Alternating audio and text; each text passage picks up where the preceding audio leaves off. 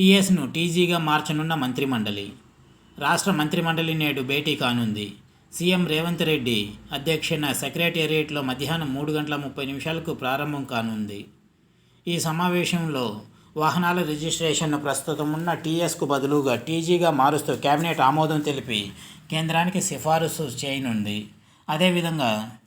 అదేవిధంగా కులగణనకు ఆమోదం తెలుపనుంది. మూసీ అభివృద్ధి, ఐటీ ఎగుమతులు, కొత్త ప్రభుత్వ దవాఖానాలు, రాష్ట్రంలో అందుతున్న వైద్యంపై చర్చించనున్నారు. 6 గ్యారంటీల అమలు కోసం బడ్జెట్ ప్రతిపాదనలో ప్రాధాన్యతపై చర్చించనున్నారు. గ్యారంటీల అమలుకు ఏటా సుమారు 50,000 కోట్ల బడ్జెట్ అవసరమని భావిస్తున్నారు. ఇక గ్రూప్ 1 నోటిఫికేషన్ విడుదల చేయాలని భావిస్తున్నది ప్రభుత్వం. తుది నిర్ణయం తెలుసుకోనుంది.